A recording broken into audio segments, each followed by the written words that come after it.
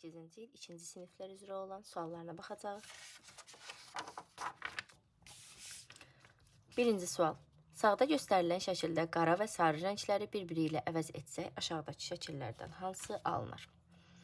Bəzi suallarda əvəz edib tərs çevirsək deyir. Onda istiqamətə də diqqət yetirmək lazımdır. Amma burada sadəcə əvəz etmək deyir. Əvəz etmək deyəndə nə nəzərdə tutur? Qara sahə sarı, sarı sahə isə qara rəngdə olmalıdır. Yəni bizim burada bir sarı halqamız varsa aşağıdakı şəkillərdə qara halqamız olmalıdır və şəkil eyni ilə sarılar qaraları əvəz etməlidir. B variantında halqamız olmadığı üçün baxırıq ki, o deyil. Həmçinin 1, 2, 3, 4, 5, 6 dənə kiçik dairəmiz var. A variantında dairələrin sayı çoxdur. D variantında dairələrin sayı azdır. C və Y variantlarında dairələrin sayı, forması bir-birinə eyni olsa da, amma düzülüşləri C variantında fərqlidir. Amma Y variantında yuxarıdakı ilə eynidir. Ona görə cavab Y variantı. İkinci sual. Sağdakı şəkildə parabüzənlərin üzərində olan qara nöqtələrin sayları fərqlidir. Aytaç nöqtələrin sayı az olandan sıra ilə nöqtələrin sayı çox olan parabüzənləri düz xətt ilə birləşdirir. Alınan fiquru tapın. Nöqtələrin sayı ən az olan parabüzənimiz 1, 2, 3, 4 və sonda isə 5. Üçüncü sual. Lalə dördguşəli fiquru bir-biri ilə yapışdırıb. O, sağdakı şəkli əldə etmək üçün ən az neçə belə ulduz istifadə etdi? Bir təpəsini götürüb, onu sayaraq ulduzların sayını tapa bilərik. 1, 2, 3, 4, 5, 6, 7 və 8. Bir tərəf üçün 8 dənə təpə varsa, demək aşağıda da yuxarıdakı ilə bir yerdə 8 dənə ulduz var. Cavab D variantı.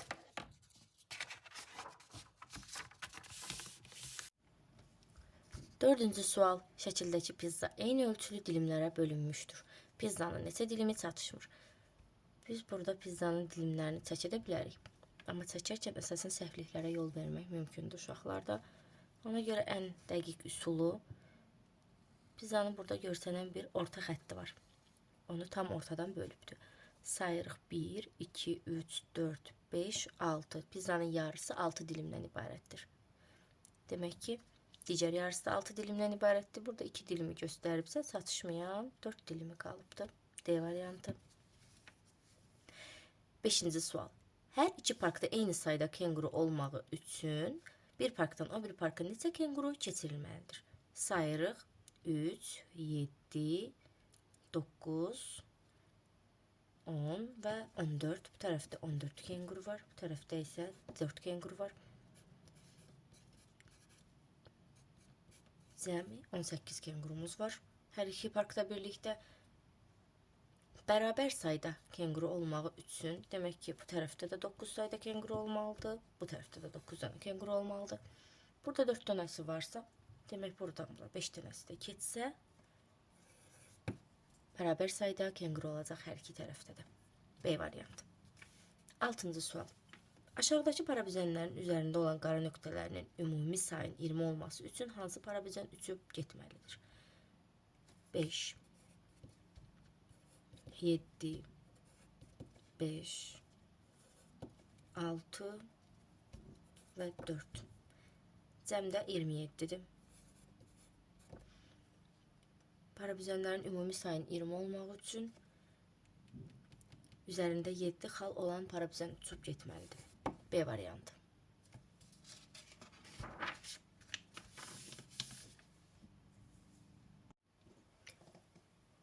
7-ci sual. Sağdakı fiqurlar müəyyən ardıcıllıqla düzülüb. 16 nömrəli fiqur aşağıdakılardan hansı olar?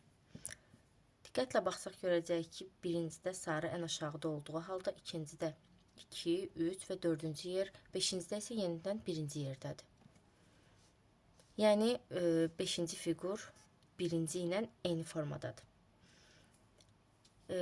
Bu ardıcıllıqla geçsək, 1, 2, 3, 4, 5, yəni 1 ilə eyni. 6-cı da ikinci ilə eyni olacaq. 7, 8, 9, yəni yenə birinci ilə eyni olacaq. 9, 10, 11, 12, 13, 14, 15, 16. 16-cı fiqurda 4-cü fiqurla eyni düzülüşdə olacaq. Yəni D variantı. Üzr sayın, Y variantı.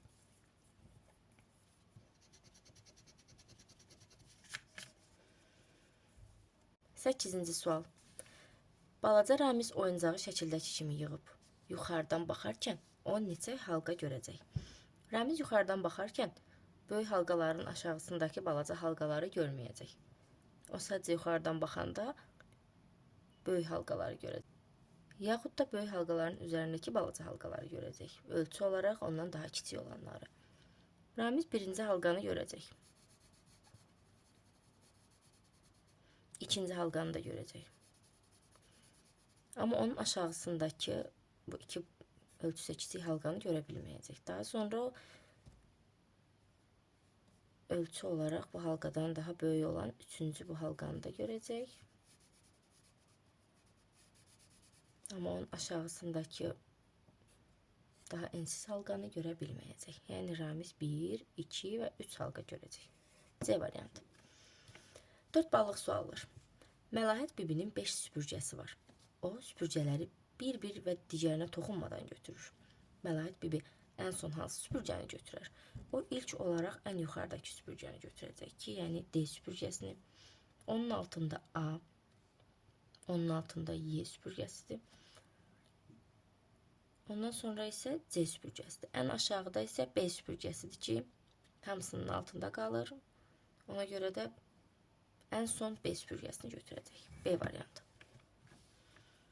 Sağdakı iki fiquru bir-birinin üzərinə qoyulur. Bu halda aşağıdakıların hansını əldə etmək mümkündür?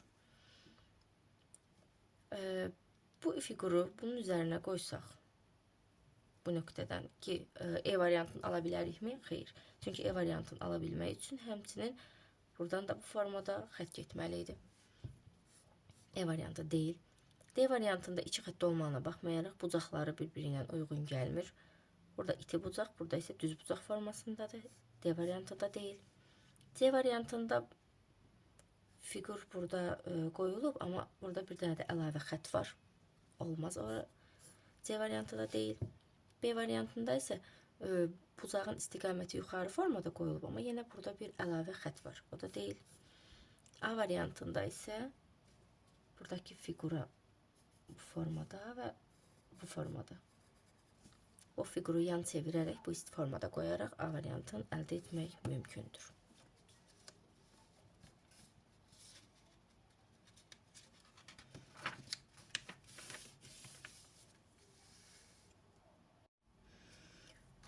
On birinci sual. Nazim aşağıdakı naxışı müəyyən ardıcıllıqla çəkir. O naxışı həmin ardıcıllıqla çəkməyə davam edərsə verilən nöqtələrdən hansından keçəcək? Deməli, baxırıq ki, bir dənəli kvadratdan çəkəndən sonra naxışı 3 dənəliyə keçibdir.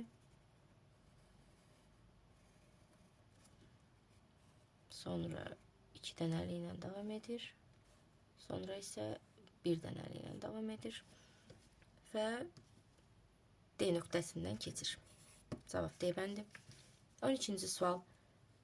Yasəmənin 4 taxta parçası var. Aşağıdakı şəkli tamamlamaq üçün yalnız 3'ü lazımdır. Hansı parçaya ehtiyac yoxdur?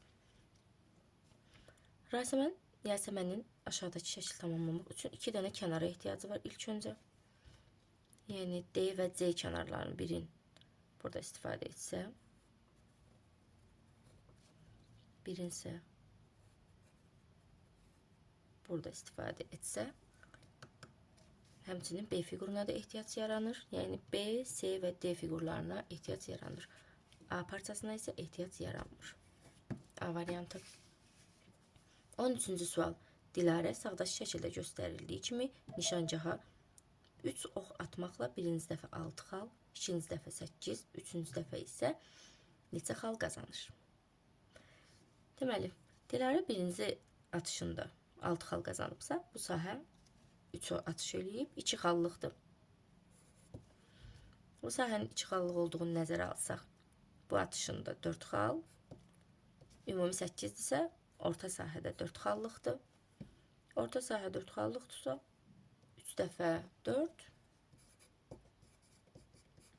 3-cü cəhdində Dilarə 12 xal toplayıb. C variantı.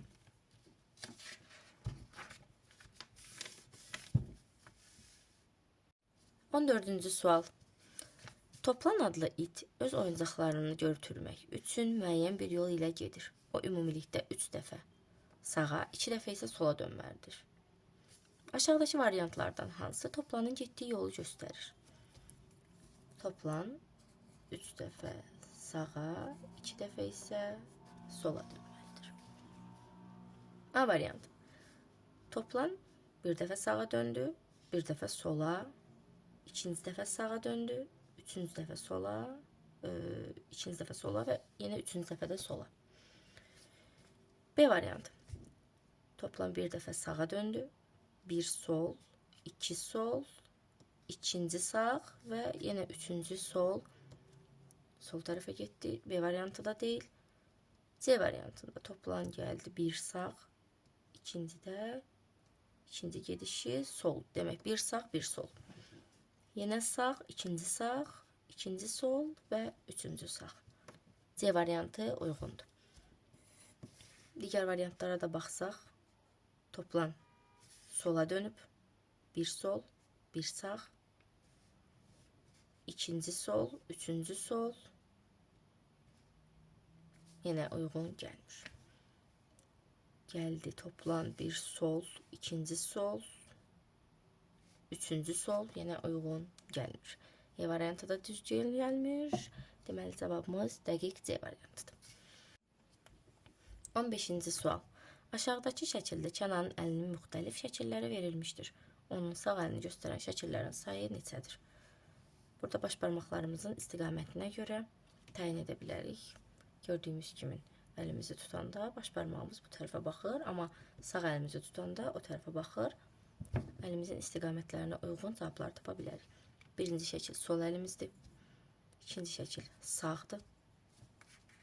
Sol əlimizdir. Gördüyümüz kimi formada tutanda baş barmaqlar bu tərəfə baxır. Sağ əlimizdir. Sağ əlimizdir. Sol əl. Böyle.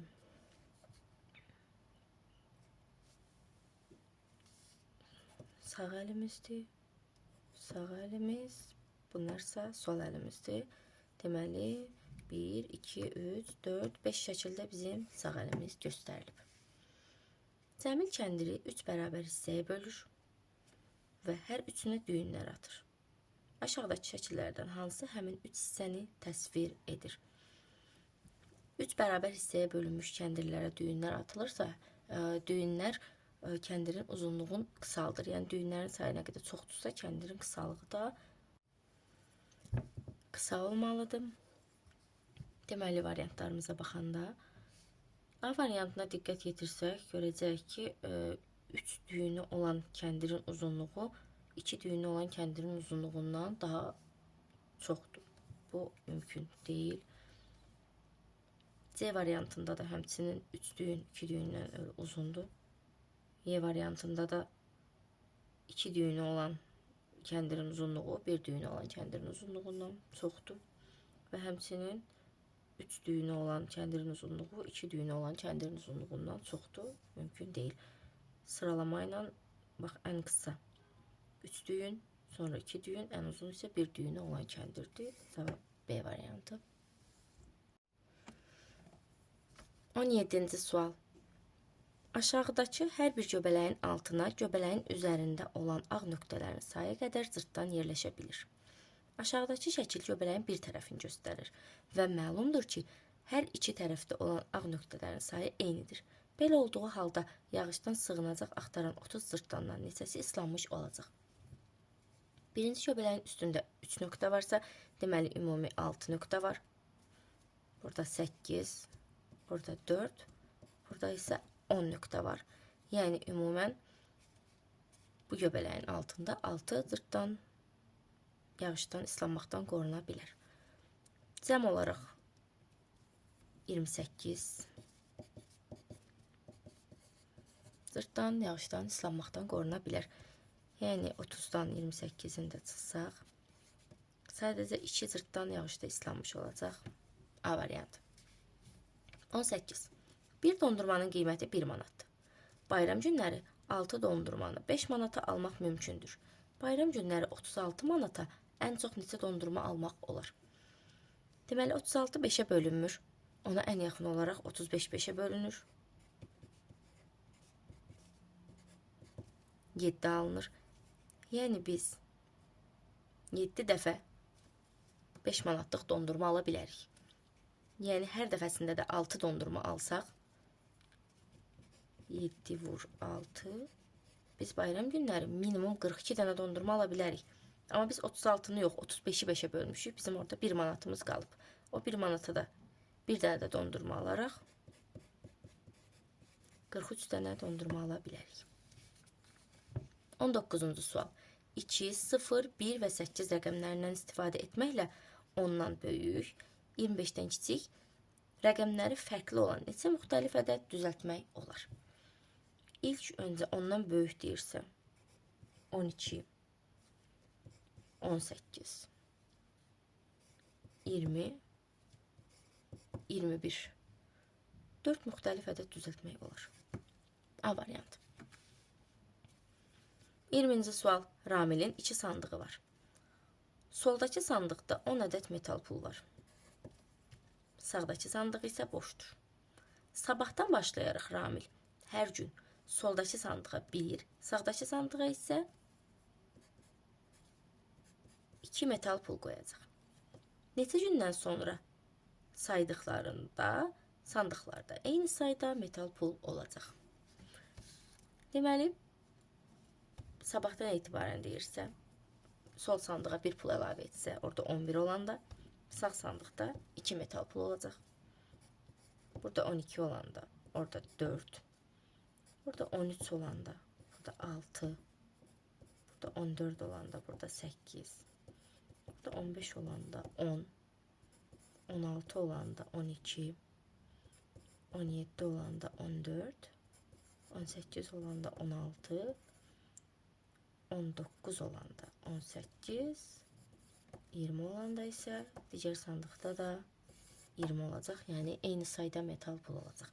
Neçə gündən sonra? 1, 2, 3, 4, 5, 6, 7, 8, 9, 10 gündən sonra. C variantı.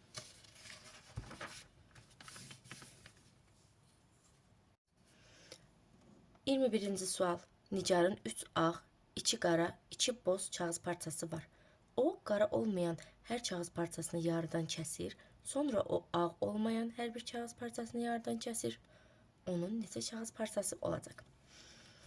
Nigarın 3 ağ, 2 qara, 2 boz kağız parçası var. O, qara olmayan hər kağız parçasını yarıdan kəsir. Yəni ağ və boz. Beləliklə, yarıdan kəsəndə 2 qat.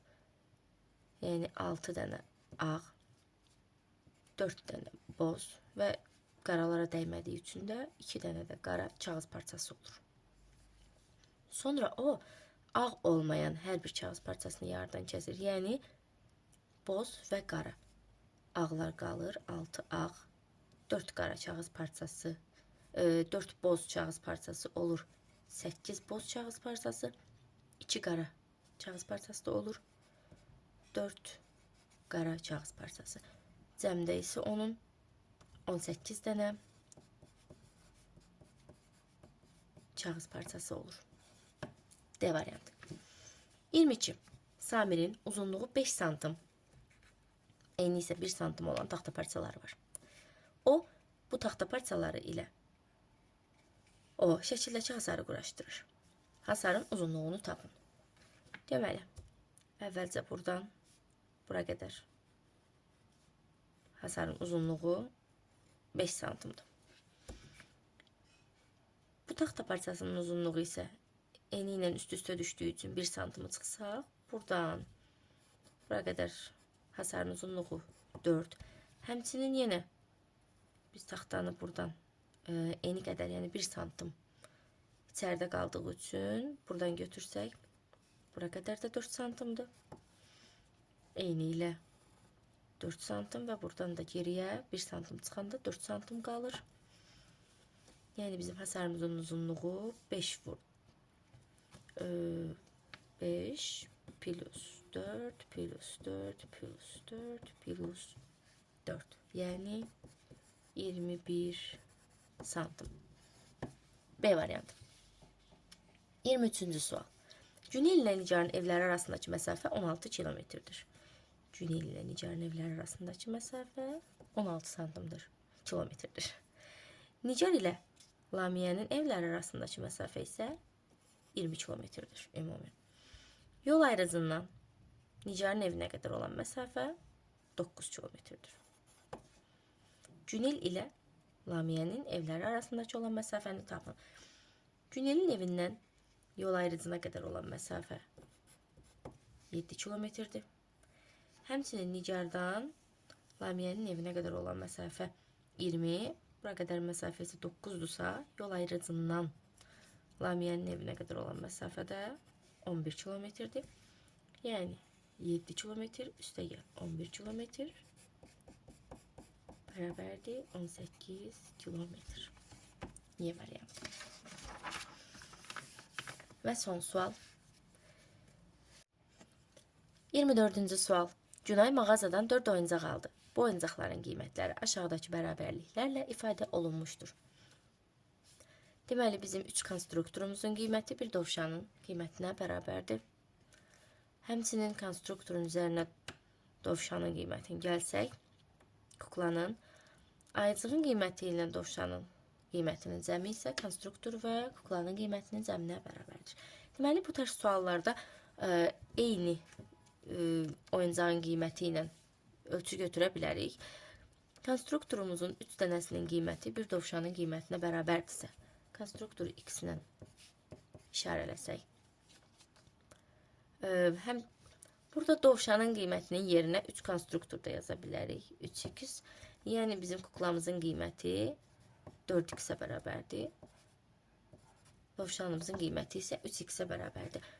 Bu deməkdir ki, dovşanın qiyməti konstruktorun qiymətindən bahadır. Onun 3 dənəsinə, dovşandan 1 dənəsini almaq olur. Həmçinin konstruktorun 4 dənəsinin qiymətinə isə kukladan 1 dənəsini almaq olur. Deməli, kukla həm konstruktordan, həm də dovşandan daha bahalıdır. Bizdən sual verir ki, ən bahalı oyuncaqlar aşağıdakılardan hansıdır? Biz burada konstruktora x desək, kuklaya isə 4x desək, dovşanımızın qiymətinin isə 3x-ə bərabər olduğunu nəzərə alsaq, 5x, 3x, ayıcığın qiyməti də burada 2x-ə bərabər olur. Yəni, bir ayıcığı almaq üçün isə 2 konstruktorun qiymətinə ehtiyacımız var. Yəni, ayıcıq kukladan və dovşandan biraz daha aşağı qiymətlidir. Deməli, bizim ən bahalı oyuncağımız kukla, ən ucuzlu oyuncağımız isə konstruktordur. Yəni, Y variantı.